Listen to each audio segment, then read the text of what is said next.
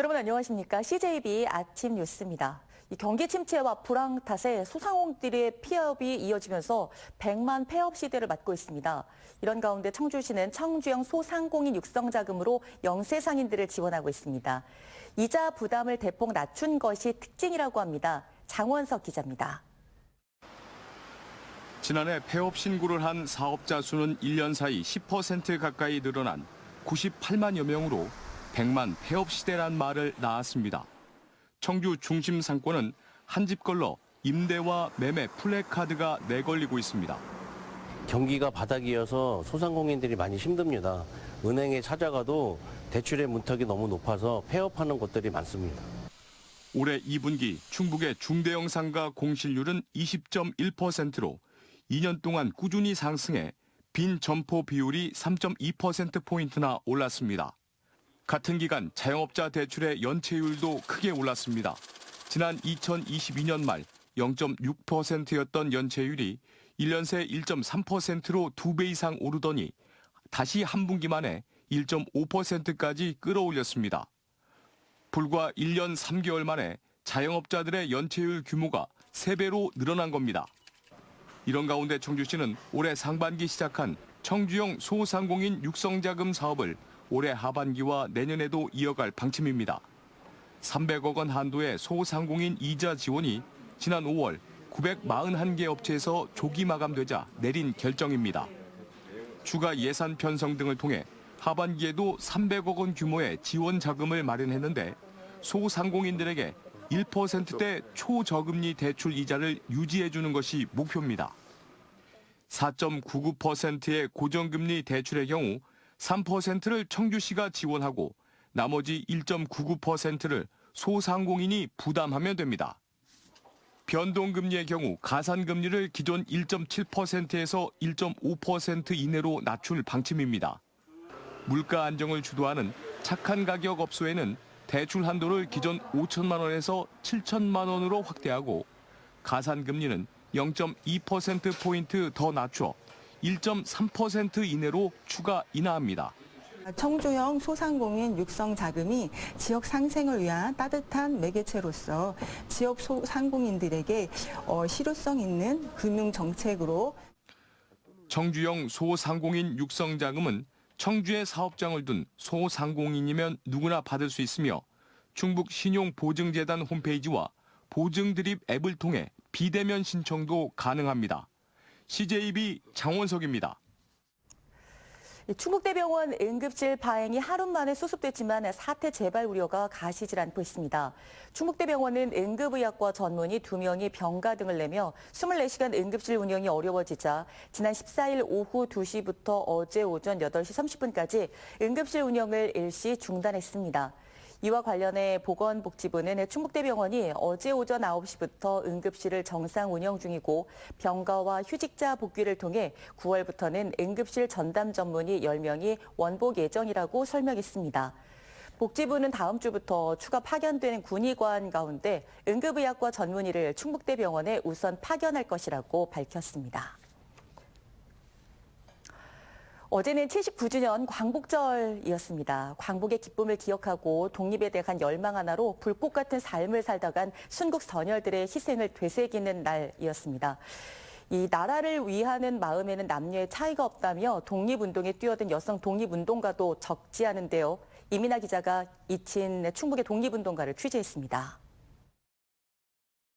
앳되고 여린 여인의 얼굴이지만 또렷한 눈빛과 꾹 담은 입술에서 결연한 의지가 느껴집니다. 1990년 건국 훈장 애국장이 추서된 충북의 여성 독립운동가 임수명 선생입니다. 임수명 선생이 독립운동에 본격적으로 투신하게 된 건 나중에 그의 남편이 되는 진천 출신 독립운동가 신팔균 장군을 만나면서입니다.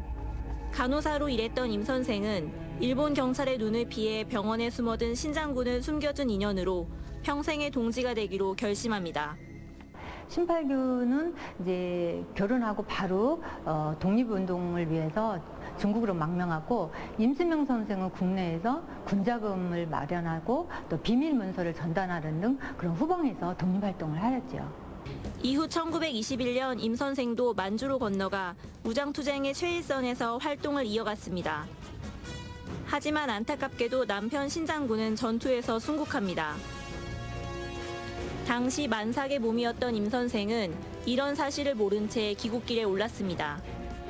뱃속의 아이와 가족들을 걱정한 동지들의 배려였습니다. 그러나 신장군의 순국 사실을 곧 알게 됐고 임 선생은 남편을 뒤따르는 결심을 했습니다. 신문에 이제 나와 있는데 1924년에 이 임수명 선생의 머리는 남편을 향한 북쪽을 향하였고 또 두 주먹을 꼭 쥐고 있는 모습이 보는 사람으로 하여금 창자를 끊어낸 듯하다 하는 기사가 나오면서 1924년 국내에서 가장 큰 사건의 하나로 꼽고 있습니다. 마침 올해는 독립운동가 임수명 선생 순국 100주기입니다. 충북여성재단이 오는 20일 임수명 독립운동가를 기리는 기념행사를 계획한 이유입니다. 조국 독립을 향한 열망 하나로 불꽃 같은 삶을 살아간 임수명 선생. 그의 이름과 삶을 두고두고 기억하는 것은 풍요 속을 살아가는 우리 후손들의 도리입니다. CJB 이민아입니다. 이 무궁화는 한여름에도 100일 가까이 꽃을 피워 한국인의 끈기를 닮았다고도 하는 나라꽃인데요. 충주 신리면 주민들이 지역에 대한 자긍심과 나라사랑 정신을 알리기 위해 직접 무궁화를 심고 가꿔 눈길을 끌고 있습니다. 안정은 기자가 보도합니다. 충주시 신리면의 관문인 오포 사거리. 네 갈래 길을 따라 분홍빛 꽃송이들이 환하게 반깁니다. 뜨거운 태양 아래 붉은 단심을 품고 매일 수십 송이의 새로운 꽃을 피워내는 여름꽃 무궁화입니다.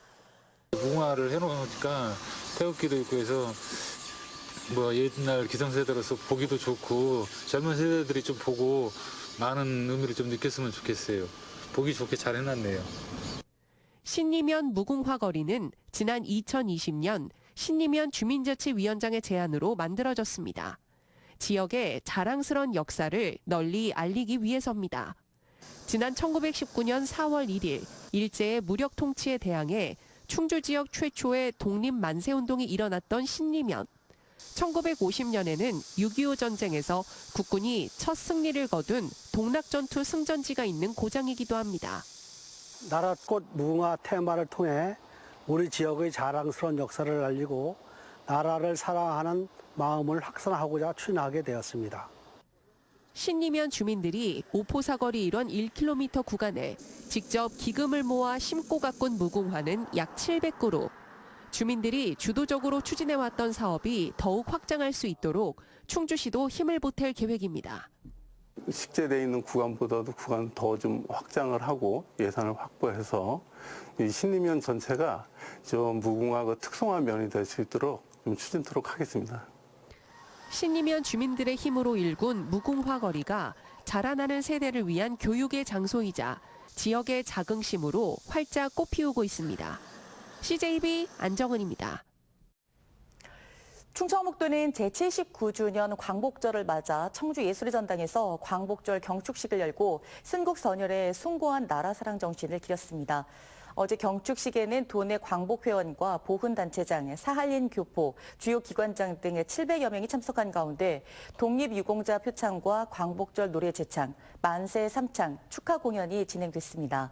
김영환 지사를 비롯한 주요 인사들은 경축식에 앞서 3.1공원 내 항일 독립운동 기념탑과 충북 출신 민족대표 오인 동상, 한봉수 의병장 동상과 신채호 선생 동상을 차례로 참배했습니다.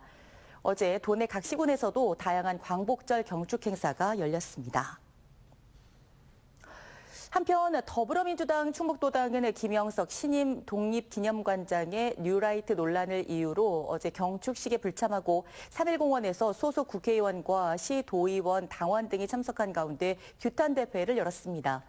민주당 충북도당은 윤석열 정부가 뉴라이트 인사를 역사와 교육 그리고 독립운동 선양기관회장으로 잇따라 임명하는 인사를 통해 역사와 국민을 모욕하고 있다고 주장하며 김영석 독립기념관장을 즉각 경질하라고 촉구했습니다.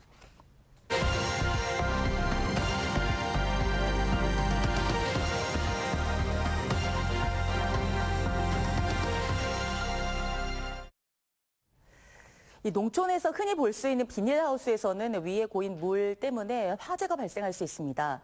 고인 물이 돋보기 역할을 하기 때문인데요. 햇볕이 강한 시기에 더욱 주의하셔야겠습니다. KNN 최한솔 기자가 취재했습니다. 경남경찰청 과학수사계 마당에 투명 비닐을 씌운 사각기둥이 설치됐습니다. 비닐 위엔 물이 고여 있고 그 아래로 좁고 강한 햇볕이 내리쬐입니다. 태양빛이 모인 지면에 검정 비닐을 가져다 대니 순식간에 연기가 피어오릅니다. 359, 358, 377. 마른 풀을 비닐 아래에 놓아보니 이번에도 연기가 피어오르다 바로 불이 붙습니다. 이 실험은 비닐하우스 위에 고인 물이 돋보기 효과를 일으켜 화재로 이어지는 현상을 재현한 것입니다. 어릴 적 돋보기로 종이를 태우던 것과 같은 원리인데요. 이렇게 비닐에 고인 물이 볼록 렌즈 역할을 하면서 태양열을 한 곳에 집중시켜 고온을 일으키는 것입니다. 농촌에서 흔히 볼 수 있는 검정색 멀칭 비닐과 포장용 종이박스 모두 강한 열을 만나면 쉽게 불이 붙습니다. 실제로 지난 2022년 7월에는 산청군의 한 비닐하우스에서 돋보기 효과로 화재가 발생하는 등 지난 10년 동안 28건의 비슷한 화재가 발생했습니다. 비가 내리고 바로 태양빛이 뜨고 이럴 경우는 사실 그 농가 비닐하우스 천장에 빗물 고임이 없도록 수시로 확인해서 제거해 주는 게 필요합니다. 비닐하우스 안에 가연물이 없게끔 평소에 철저한 주의가 필요하다고. 또 유리 건물이나 페트병, 어항 등도 돋보기 효과로 화재를 일으킬 수 있어 각별한 주의가 필요합니다. KNN 최한솔입니다. 김수민 국민의힘 청주총원 당협위원장이 탈당계를 제출해 정무부지사 지원 의지를 굳힌 것으로 해석되고 있습니다. 충청북도는 이달 말 김명규 경제부지사 임기가 만료되면 공모를 통해 정무부지사를 채용키로 하고 이를 위한 조례 개정 절차를 마쳤습니다. 이에 따라 김수민 위원장의 탈당은 정무부지사 공모에 지원하기 위한 사전 조치로 보입니다. 김수민 위원장이 정무부지사에 기용될 경우 충북 최초의 30대 여성 부지사가 되지만 일각에서는 도의 경제 현안이 산적한 점을 들어 우려의 목소리도 나오고 있습니다. 청주시는 신혼부부 주택자금 대출이자 지원 사업에 선정된 390가구에 지원금 3억 8천만 원을 오늘 일괄 지급한다고 밝혔습니다. 지난달 말까지 접수한 가구는 총 451가구로 이 가운데 소득 기준을 초과한 61가구를 제외한 390가구가 신청 시 작성한 계좌로 대출이자를 지원받게 됩니다. 청주시는 남은 예산 1,200만 원은 이달 말 추가 공고를 통해 소진하기로 했습니다. CJB 아침 종합 뉴스를 모두 마치겠습니다. 고맙습니다.